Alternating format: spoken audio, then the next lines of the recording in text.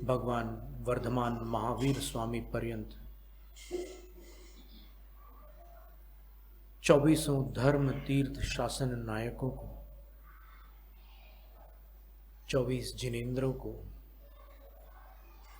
24 देवादिदेवों को प्रणाम।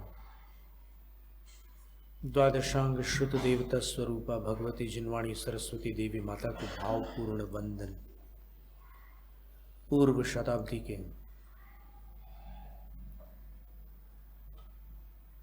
धर्म धुरंधर आचार्य, परम श्रद्धेय चारित्र चक्रवर्ती, ज्ञानी ध्यानी तपस्वी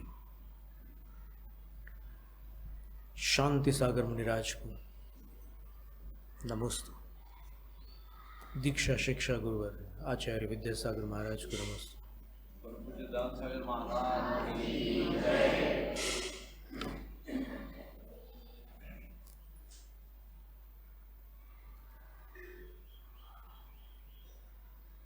पांच प्रातिहार्यों का विवरण इस व्याख्यान माला में संपन्न हुआ था।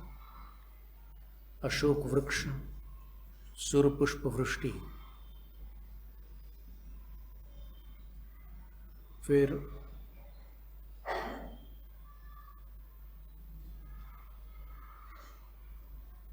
चामर, 64 चामर, उसके उपरांत भगवान का प्रभामंडल, जिसको भामंडल कहते हैं, आभामंडल भी कहते हैं, इसके उपरांत दुंदुभि वाद्य। इन पांच प्रातिहार्यों का, इनको महाप्रातिहार्य भी कहते हैं। प्रातिहार्य सामान्य केवलियों के भी हो सकते हैं, लेकिन ये 3 छत्र 64 चंवर अन्यत्र नहीं होते, तीर्थंकरों के ही होते हैं। जैसे बाहुबली भगवान थे, भरत स्वामी थे, इनके 1 छत्र प्रातिहार्य था, 3 छत्र प्रातिहार्य नहीं थे। 3 छत्र प्रातिहार्य तीर्थंकर के होते। तो अब छत्रत्रय का वर्णन प्रारंभ हो रहा है। त्रिभुवन पतिता लांछन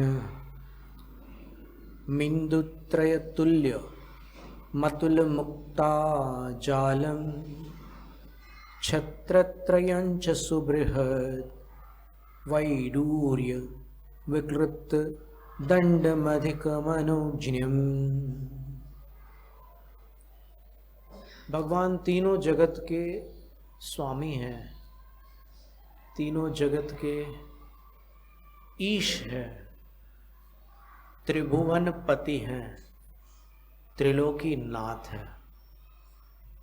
उसका चिन्ह ये 3 छत्र है।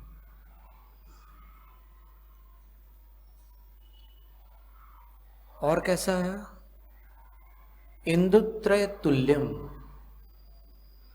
3 चंद्रमाओं जैसा है। छत्र कभी भी पीले नहीं होते, नियमतः चंद्रमा जैसे सफेद होते हैं।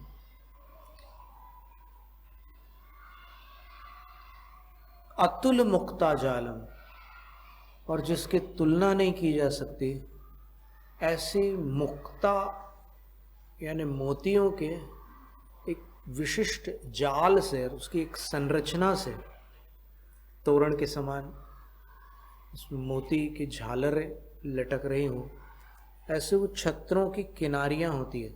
छत्र ऐसे हैं गोल, लेकिन उनकी किनारियों पर ऐसे मोतियों के झालर लटकते हैं।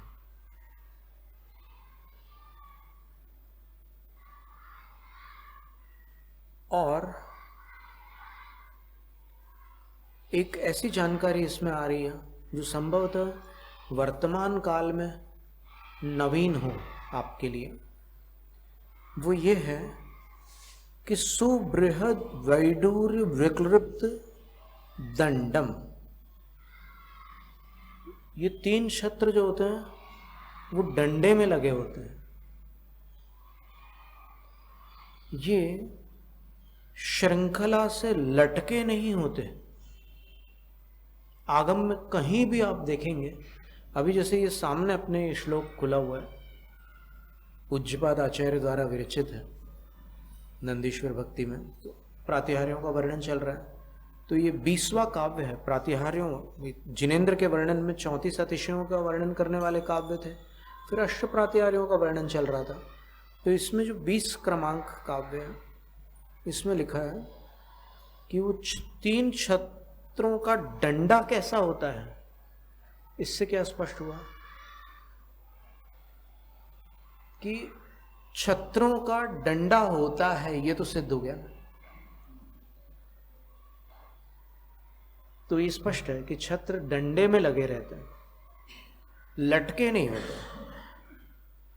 इसलिए जैसे अभी आपने इशारा किया कि यहाँ मुक्ता फल जैसी संरचना दिख रही है, तो फिर हमने यहाँ का चित्रण नहीं किया क्योंकि यहाँ ऊपर से लटक रहे हैं वो। और इसमें जो लिखा हुआ है वो छत्रों के अंदर बीचों बीच वो डंडा है। इसमें जो वर्णन है उसके अंतर्गत वो बीचों बीच एक डंडा है। सुबृहत वैडूर विक्लृप्त दंडम बृहंत च तानि वैडूर्याणि च तैर विक्लृप्त। वो डंडा ऐसा होता है जिसमें तीनों छत्र आ जाते हैं और सबसे ऊपर वाले छत्र के ऊपर कुछ नहीं होता, हो ही नहीं सकता। वो तो चरम सीमा है, पराकाष्ठा है, उसके ऊपर कुछ कैसे हो सकता है। और वो जो डंडा है उस पर सुबृहत अत्यंत बड़े बड़े वैडूर्य मणि लगे रहते हैं। डंडे में वो रत्न जड़े होते हैं। वैडूर्य मणि की विशेषता पद्म पुराण में आई है। रविशेन आचार्य महाराज ने लिखा है कि जब राजा कीर्तिधर दीक्षा लेने के लिए तत्पर हुए तो उन्होंने अपने पुत्र सुकौशल को अयोध्या का राजभार सौंप दिया और स्वयं दीक्षा के लिए तत्पर हो गए। तो तब मंत्रीजनों ने उनसे कहा कि आपके पूर्वजों ने जो राज्य भार दिया था वो अपने पुत्रों को प्रशिक्षित करके, व्यवस्थित करके, सिंहासन पर स्थापित करके दीक्षा भार ग्रहण किया था। अभी सुकौशल जो आपका पुत्र है वो आपकी महारानी सहदेवी से उत्पन्न हुआ है, वो बालक है, शिशु है। तब भी वैराग्य तो वैराग्य होता है। राजा ने उसके सिर पर ऐसे तिलक लगा दिया, बोले कि मैंने इसको राजा घोषित कर दिया है, अब मैं राजा नहीं हूँ और इसकी देख रेख मंत्रिमंडल करेगा, और जब तक ये योग्य न हो जाए तब तक आप अयोध्या को सुरक्षित रखेंगे। फिर जब सुकौशल बड़े हो गए, योग्य हो गए, तो फिर वो सिंहासन पर आरूढ़ हो गए, राजा बन गए।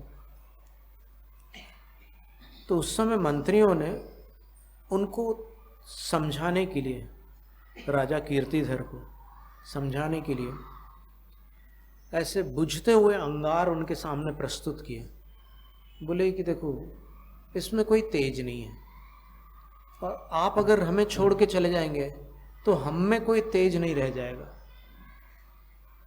और आप जब तक हो तब तक हम में उत्साह और तेज है। देखिए आप वैडूर्य मणि के समान हो। और उन्होंने वो बिजते हुए अंगारों के बीच वैडूर्य मणि डाल दिया, तो वो सारे अंगार प्रकाशमान हो गए। तो वैडूर्य मणि में ये विशेषता होती है कि वो बुझते हुए अंगारों में अगर उसको रख दिया जाए तो सारे अंगार प्रकाशमान हो जाते हैं। तो वो वैडूर्य मणि समावसरण में भगवान के 3 छत्रों के वो जो डंडा होता है उसमें लगे रहते हैं। तो अभी ये जानकारियां आपके पास पहुंच रही है आगम से, ये आपका सौभाग्य है। फिर इसके बाद क्या करना, ये आपका पुरुषार्थ होगा। इससे अधिक कोई संकेत देने की आवश्यकता नहीं है। इसके बाद आपकी मर्जी, क्योंकि यहाँ तो जिनवाणी माता केवल बताती है कि क्या योग्य है क्या अयोग्य है।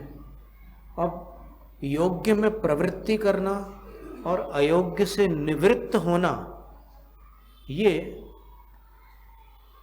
जिनवाणी को जो मां मानता है, उस पुत्र के पुत्रत्व की परीक्षा है। वो कितना आज्ञाकारी है वो उसके ऊपर निर्भर करता है।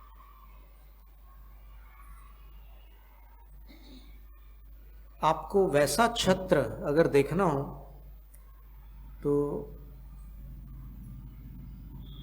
हम बताने का प्रयत्न करते हैं। उसका एक चित्र है, छाया चित्र है।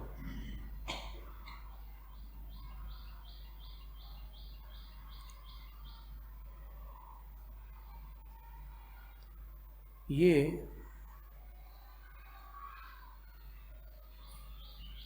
कर्नाटक में एक प्रसिद्ध स्थान है, श्रवणबेलगोल। और श्रवणबेलगोल में जो मठ मंदिर है, उस मठ मंदिर में ये 3 छत्र इस प्रकार लगे हुए हैं। ऊपर कुछ भी नहीं है। हम केवल छत्र को थोड़ा सा बड़ा करके आपके सामने दिखाते हैं। डंडे पर लगे हुए छत्र कितने सुंदर लगते हैं, आप स्वयं निर्णय करना।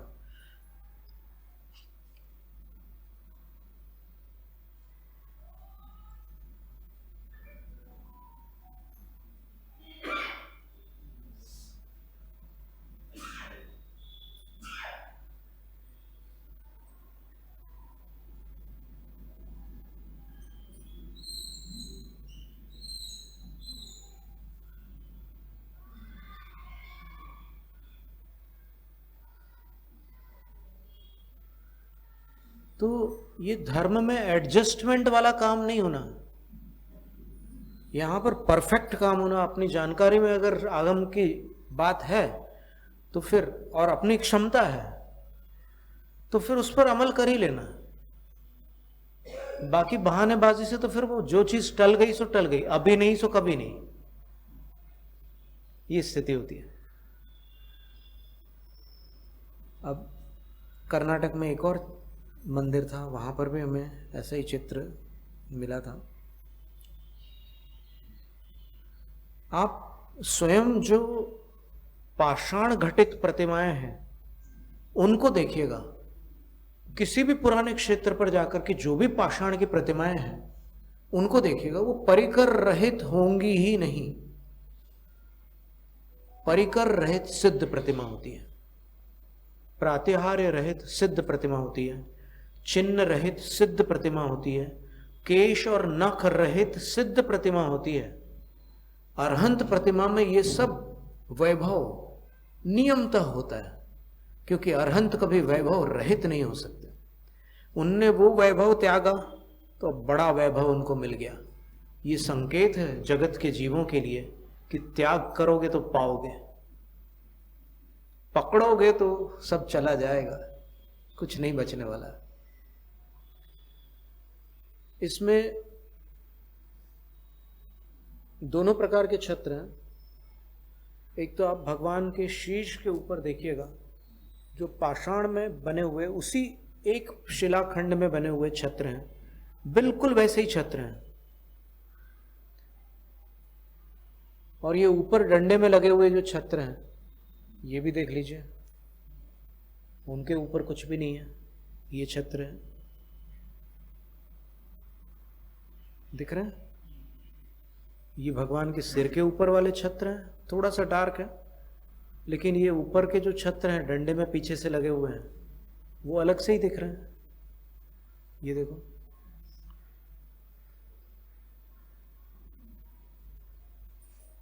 तो अपन भगवान की भक्ति करते हैं, पूजा करते हैं। अपन सब लोग मानते हैं कि भगवान 8 प्रातिहार्य के धारी हैं, सारे तीर्थंकर। एक श्वेतांबर विद्वान ने लिखा था कि भक्तांबर में 44 काव्य हैं, और साथ में उन्होंने ये तर्क दिया कि सभी तीर्थंकरों के 8 प्रातिहार्य हो, ऐसा जरूरी थोड़ी है। तब फिर हमारा उनके लिए प्रतिप्रश्न था कि यदि आप ऐसा मानेंगे कि सभी तीर्थंकरों के 8 प्रातिहार्य अनिवार्यतः नहीं होते, तो फिर आपके भक्तामर पाठ में जो 44 काव्य हैं उनमें दिव्य ध्वनि नहीं है, दिव्य ध्वनि प्रातिहार्य का वर्णन नहीं है, दुंदुभी प्रातिहार्य का वर्णन नहीं है, पुष्प वृष्टि का वर्णन नहीं है, आभा मंडल का वर्णन नहीं है। चलो ठीक है, पुष्प वृष्टि को छोड़ दो, और हो सकता है कल्पना करके अपन ये भी किसी अपेक्षा से मान ले कि कोई ऐसे तीर्थंकर होंगे जिनके यहाँ गाजे बाजे नहीं रहे होंगे, तो दुंदुभी और फिर वो वीणा बांसुरी वगैरह भी अगर अपन ना माने तो भी ठीक है, चलो एक अपेक्षा से। लेकिन तीर्थंकर का आभा मंडल ना हो और तीर्थंकर की दिव्य ध्वनि ना हो तो फिर वो तीर्थंकर कैसे? दिव्य ध्वनि होती है तब तो तीर्थ होता है उनका। तो फिर देखो, तर्क देना हो तो ऐसा तर्क दो जो कहीं से बाधित ना ठहरे। अब अगर आप ये कहोगे कि सब तीर्थंकरों के 8 प्रातिहार्य नहीं होते, पार्श्वनाथ भगवान के 8 प्रातिहार्य, तो कल्याण मंदिर स्तोत्र को वो भी मानते हैं, बोले कि पार्श्वनाथ भगवान के 8 प्रातिहार्य थे, आदिनाथ भगवान के 4 थे। आदिनाथ भगवान के अगर आप 4 मानेंगे तो फिर दिव्य ध्वनि का निषेध करना होगा, और दिव्य ध्वनि का अगर तीर्थंकर में निषेध हो जाएगा तब तो फिर जैन शासन का स्वरूप ही पलट जाएगा। फिर तो वो किसका शासन कहलाएगा? दिव्य ध्वनि ही तो जिन शासन है। दिव्य ध्वनि के अलावा क्या है फिर? उसी से तो सबको जिनवाणी मिलती है, उसका अभाव कैसे संभव है? इसलिए आप ये कह सकते हो कि आपके पाठ में 4 काव्य नहीं है, चलो इसमें हमें कोई आपत्ति नहीं, वो ठीक है, आपकी मान्यता है, लेकिन आप दिव्य ध्वनि का निषेध कैसे कर सकते हो? सेठिया जी नाम के एक विद्वान थे, उन्होंने ये चीज लिखी थी, तो फिर हमने ये उनके लिए प्रतिप्रश्न हमने अपने लेख में ये लिखा था।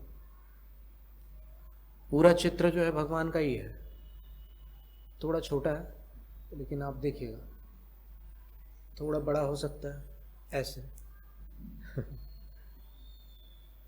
ये दक्षिण के जिनालय में भगवान का चित्र है, नहीं दिख रहा है ना? उन्होंने पीछे अलग से लगाया छत्र, और वो पहले वाला जो चित्र था उसमें तो साथ में ही छत्र था।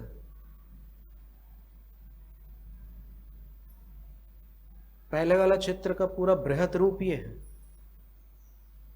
मठ मंदिर में अंदर की तरफ, मूल नायक के दाहिने हाथ की तरफ अंदर साइड में है, ऐसे पूर्वाभिमुख प्रतिमा है, और ये बीच में जिनेंद्र भगवान है, और उनके आजू बाजू बड़ी सुंदर संरचना की है उन्होंने, और ये पीछे छत्र है डंडे के ऊपर।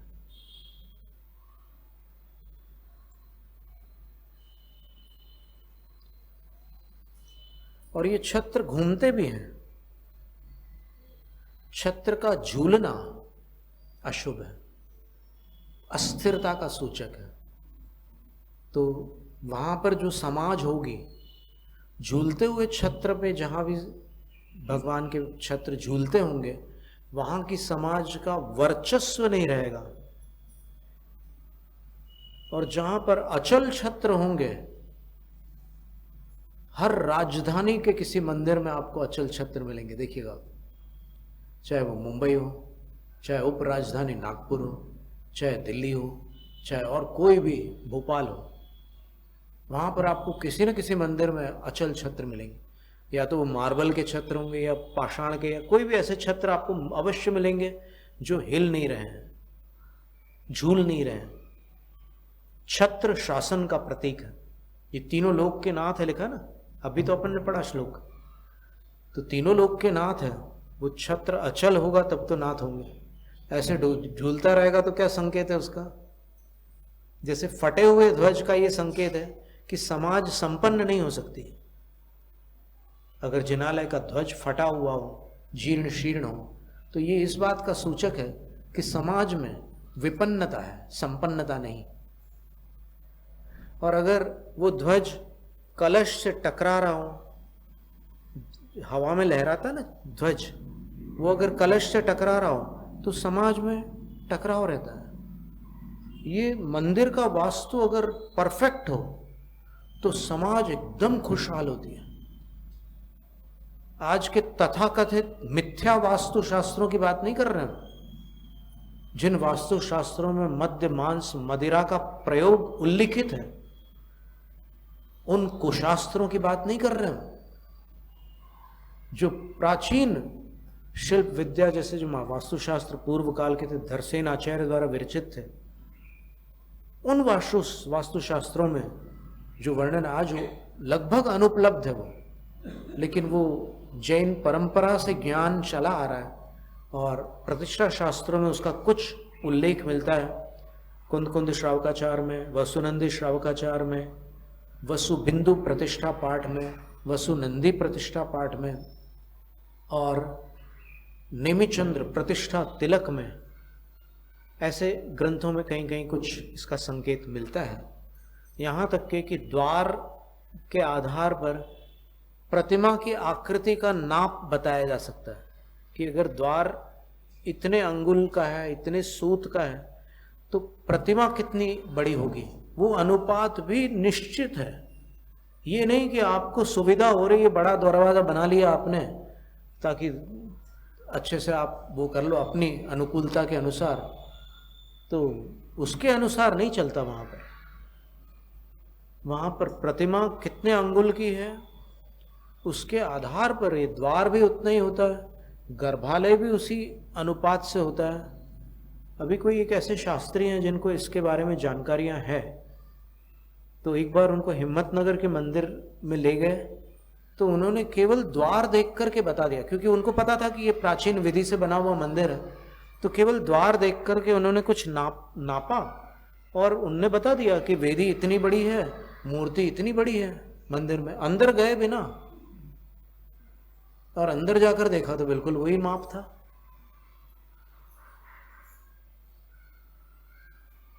तो वास्तु कोई हंसी खेल नहीं है, और अभी जितने लोग वास्तुगिरी कर रहे हैं उनकी कोई प्रामाणिकता नहीं है।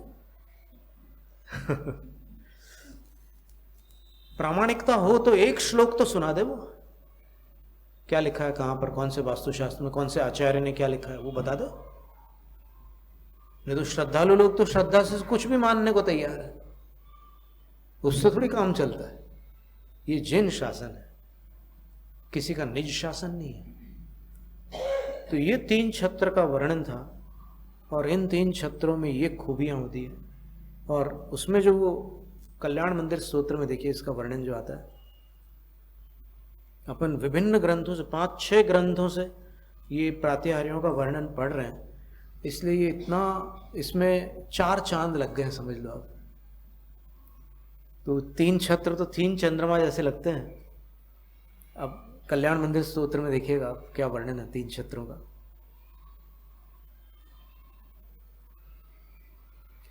उद्योतितेषु भवता भुवनेषु नाथ, तारान्वितो विधुरयं विहताधिकारः, मुक्ताकलापकलितोल्लसितात् पत्र, व्याजात्रिधा धृततनुर्ध्रुवमभ्युपेतः।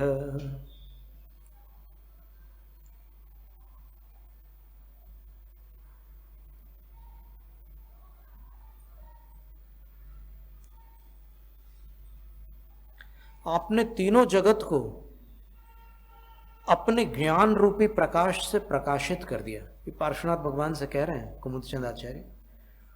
तो जब तीनों जगत में आपका प्रकाश फैल गया, तो वो लिख रहे हैं कि चंद्रमा तो बेरोजगार हो गया, विहताधिकार, प्रकाश फैलाने का जो उसका अधिकार था वो तो उसके पास से चला गया, छिन गया। तो अब क्या हुआ, तारान्वितो अयम विदु, तारागण के साथ यह चंद्रमा आपकी शरण में आ गया और उसने त्रिधा धृत तनुर, आपने तीनों जगत को प्रकाशित किया। चंद्रमा तो यही प्रकाश फैला रहा था, तो उसने अपने 3 रूप बना लिए चंद्रमा ने। और जो तारागण थे वो अपने स्वामी को कैसे छोड़ सकते थे? चंद्रमा को तारापति भी बोलते हैं। तो वो तारागण, ये अलंकारिक वर्णन है, वो सारे तारागण जो थे वो चंद्रमा ने तो 3 रूप बना लिए 3 छत्र के, तो सारे तारा समूह उनकी उसकी किनारियों पर मोतियों के रूप में लटक गए। मुक्ता कलाप कलितोल्लसित आतपत्र। अब इसमें इतर संप्रदायों में ऊपर बड़ा छत्र होता है और नीचे छोटा छत्र होता है, लेकिन जैन परंपरा में अब वहां पर भी हो सकता है मतांतर हो, लेकिन कई स्थानों पर देखने मिलता है कि सबसे ऊपर बड़ा वाला छत्र, उससे नीचे उससे छोटा, और सबसे नीचे सबसे छोटा छत्र। ऐसा कई मंदिरों में देखने मिलता है अन्य मतों के। लेकिन जैन परंपरा में जो दृष्टांत आता है, आचार्यों ने जो उसका उदाहरण दिया, बोले मनुष्य की नासिका, नासिका जो रहती है ऊपर सक्रिय रहती है, मध्य में मध्यम होती है और नीचे विस्तृत होती है। बस इसी प्रकार ये छत्र में जो सबसे ऊपर वाला छत्र है वो छोटा होता है, उससे नीचे वाला उससे बड़ा होता है, और सबसे नीचे वाला सबसे बड़ा होता है। और छत्र सफेद होते हैं, उसके डंडे में वैडूर्य मणि लगे होते हैं। अब वैडूर्य मणि को उपलक्षण मान करके आप अन्य रत्नों का भी उसमें समावेश कर सकते हैं। हीरे लगाए जा सकते हैं, माणिक्य लगाए जा सकते हैं, मूंगा, मोती, पन्ना, पुखराज, नीलम, और भी जो जो श्रेष्ठतम रत्न हैं उनको छत्र के डंडे में लगाया जा सकता है। और फिर उसकी रचना ऐसी होती है कि ऐसे घुमाओ तो वो घूमता है।